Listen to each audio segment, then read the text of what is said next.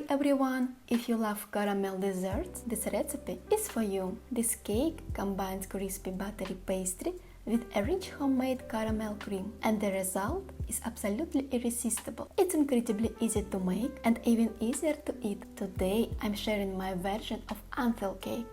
Let's get started. First, let's make the caramel, as it will need time to cool. Sugar 200 grams, heavy cream 200 grams. Place a clean, dry, heavy-bottomed saucepan on the stove.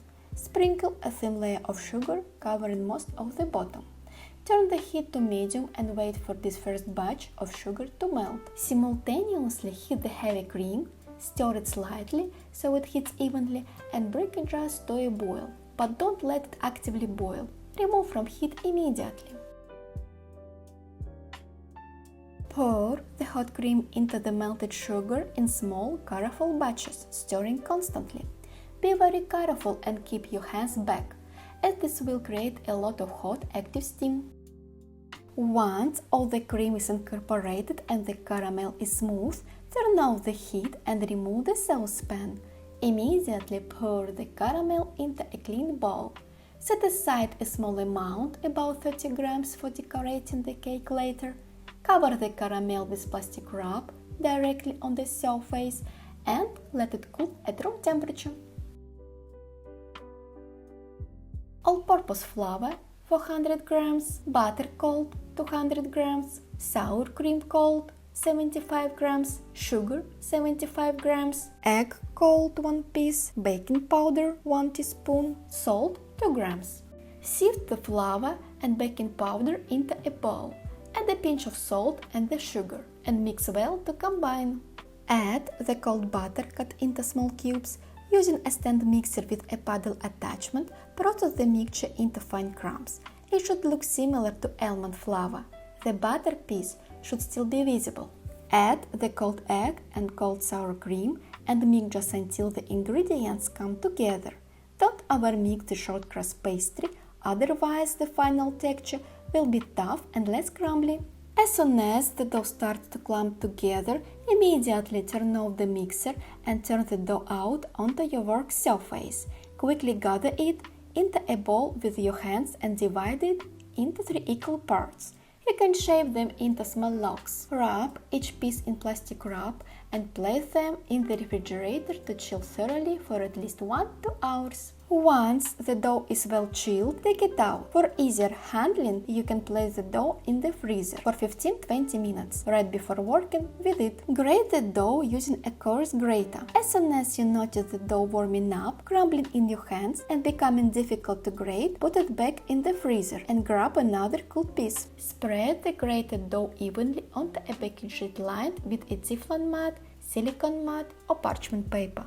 It's best to divide the baking into 2 batches. Bake in a preheated oven for 10-15 minutes until it reaches a confident golden color. The recommended temperature is 180 degrees, using top and bottom heat without convection. Keep an eye on it and adjust to your specific oven. The dough should be nicely browned, but don't let it turn dark brown, and let it cool completely. Prepared caramel 300 grams, butter soft, room temperature 75 grams. It is extremely important that the caramel and the butter are at the exact same room temperature to prevent the cream from splitting. When the caramel has cooled to room temperature, begin making the cream. Place the soft room temperature butter into a mixing bowl and whip it until pale and fluffy. Periodically scrape down the sides of the bowl to ensure even whipping. Add the caramel to the butter in small batches, mixing well on low speed after each addition. You can add a splash of aromatic alcohol, such as rum or cognac, at this stage.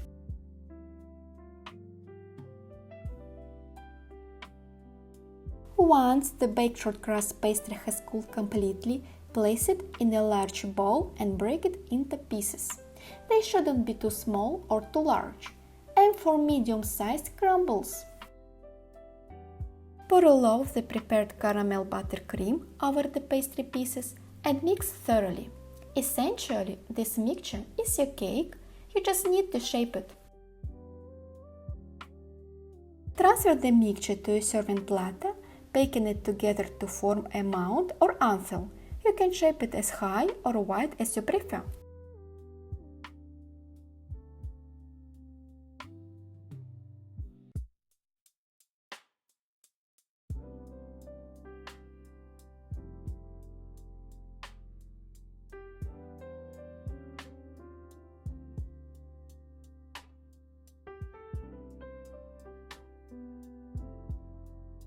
Transfer the reserved decoration caramel into a piping bag. Snip off a tiny corner and decorate the cake with drizzles. Finish by sprinkling poppy seeds over the top to mimic ants. Refrigerate the cake for 2-3 hours to let it set before serving. Chilling it overnight yields the best result. And here it is, the finished anthil cake. Crunchy buttery shortbread, silky homemade caramel, and an irresistible texture that melts in your mouth. It's simple, comforting, and unbelievably good. One slice is never enough. Thanks for watching, and I will see you in the next video.